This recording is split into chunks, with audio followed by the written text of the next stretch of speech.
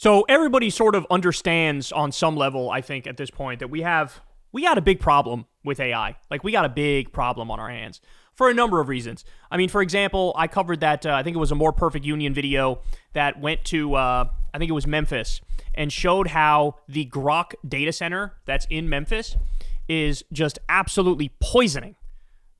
Poisoning basically, I don't know, half of the city or something like that. And all these people now have these health problems, and it is just, it's a mess. It's a mess. So people are getting sick as a direct result of it. Of course, not only are there environmental concerns, there are concerns when it comes to everybody's job effectively being taken away from them. There are concerns on the information environment in the sense that now we have videos that look real as fuck. We have pictures that look real as fuck. What does that do to the body politic? What does that do to, our attempt to have some sort of a shared reality, right? So you have all these problems. Of course, the problem with income and wealth inequality and the rich getting richer and everybody else getting poorer. And like I said, everybody losing their job. So I think everybody understands on some level this shit is a problem. But our government is bought by the AI tech broligarchs, by the billionaire robber barons. And so they are effectively getting their way across the board. So take a look at this. Again, More Perfect Union says, House Republican leaders are trying to ban all regulation of AI at the state level. The GOP is trying to sneak legislation into a bigger bill that would preempt state laws around the regulation of AI and create a national environment with very little regulation of the technology. So they tried to do this. I don't know if you guys remember, but when the big bullshit bill passed, they tried to sneak this in there. Now, it didn't make the final cut, thank God. But they're trying to do it again. And the reason they're so committed is because, as I said, they are all paid off. They are all bought by the big AI companies. And let me point out, too, let's not forget, this is like the entire economy now. The entire economy is this massive AI bubble. And so what do you do when the bubble is 17 times bigger than the internet bubble before that burst? What do you do when it's 4 times bigger than the subprime mortgage bubble before that burst? We're looking at a lot of pain on the way, too. A lot of pain on the way. So they're trying to sneak this in there. And think about how extreme it is. They're saying no regulation at all of AI. Not like, hey, we don't like this specific one. They're saying we are trying to ban anybody from regulating it at all. I mean, what? I mean, that is basically suicidal. It is suicidal at this point to say something like that. So here we go. 60 Minutes says AI could wipe out half of all entry-level white-collar jobs and spike unemployment to 10% to 20% in the next 1 to 5 years, predicts Anthropic CEO Dario Amodei. So stop and think about that. In the past, we've had basically blue-collar jobs get shipped away. Usually it was more outsourcing and globalization and free trade. That was the culprit. But you had like the big car companies, they would ship the jobs overseas, and people here who had good union paying jobs, those went away. And that led to, the Rust Belt struggling massively, led to the, manufacturing jobs in this country declining rapidly. And so that was with blue collar jobs. Now the AI apocalypse is coming also for white collar jobs, Remember, as we listen to this, I told you guys, Crystal read a book. I'm blanking on the name of it now, but she read a book where the guy argued revolutions happen when you also have widespread pain and unemployment and hurt among the white-collar crowd, among the elites. So you need, like, mass unemployment among elites. That's when, it's not just when, like, the working class sort of goes under and is struggling. It's like working class hurts plus elites are hurting. And that basically, this is the perfect fucking recipe for that. So here we go.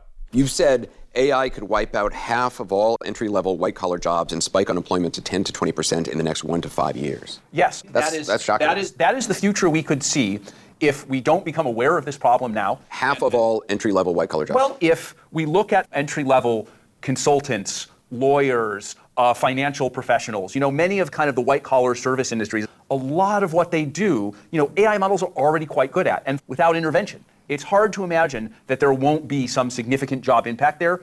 And my worry is that it'll be broad and it'll be faster than what we've seen with previous technology. When you do this to a society, the society will react. There will be a colossal backlash. You can't just casually destroy the livelihoods of millions of people and act like that's okay. You can't do that. I mean, look, if you want to talk about, if we used this kind of technology to actually usher in socialism, that would be different, right? If we use this technology and everybody had an AI robot machine assigned to them and all the work that robot machine, all the profits of that goes to you, and you can take all your time to like live your life as you want and try to be creative and try to do art and try to write a novel and try to, do whatever you want with your time, that would be fine. But we don't live in that world. We live in a world where the top 1% has all of the fucking money, has all of the fucking power, and they're not going to give that up. They're not going to make it so that, let's equitably distribute the fruits of the labor of AI. No, they're going to say, go fuck yourself. You're on your own. Sorry, did you lose your job? Did you lose your whole profession? Tough cookies. Suck it up. So think about it. These same billionaires and Republicans, they cut the social safety net completely, Medicare, Medicaid, Social Security. They basically want to fucking get rid of those. They kicked 17 million people off their Medicaid. They're doubling, tripling, and quadrupling your healthcare prices, your healthcare premiums, I should say. They cut food stamps. At the same time, they cut 94 million pounds going to food banks. So if you get rid of the social safety net and then you come in and take away the jobs, what do you think is going to happen? What do you think is going to happen? You're leaving people no choice. We have very high rates of mental illness in this country, and we have very high rates of people being armed. It is a perfect fucking stew for just total chaos. How about this? Take a look at this. Unusual Whales points out, content produced by AI is now appearing on the internet in greater volume than content created by humans per Axios. Okay, this should be illegal. Dead internet theory is becoming more and more real by the day. So now, if you guys are watching this and one of you has engaged in a Twitter fight within the past week or month or so, like you're, arguing back and forth with somebody, there is a greater than 50% chance you were arguing with a bot, like a literal bot. On YouTube, YouTube's what I do, right?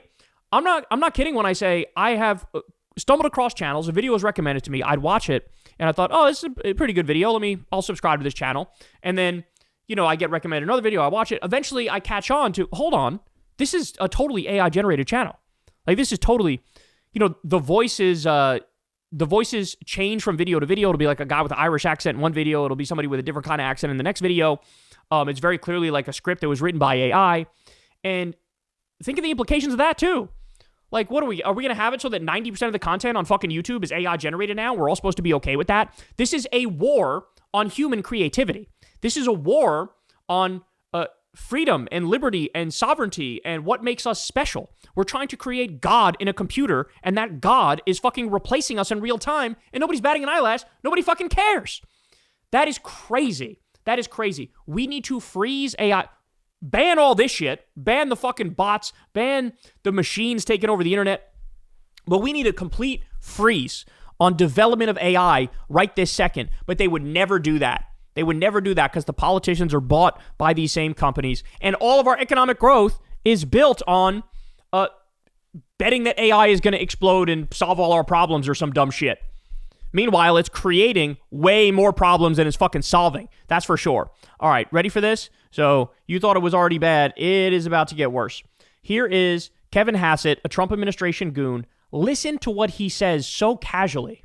The last CPI report we got surprised 48 Bloomberg economists on the downside, and even had some sort of temporary bad news because there was a refinery that was shut down, if you're looking at the top line number.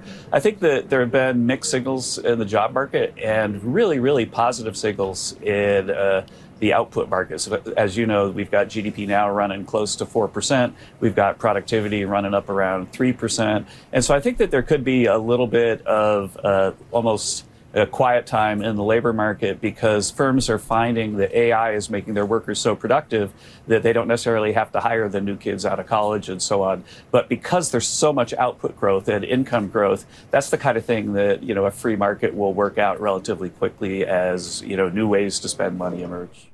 Think about how insane that is. I'm going to play it for you one more time. In the labor market, because firms are finding almost a quiet time in the labor market because firms are finding that AI is making their workers so productive that they don't necessarily have to hire the new kids out of college and so on. But because there's so much output growth and income growth, that's the kind of thing that, a free market will work out relatively quickly as, new ways to spend money emerge.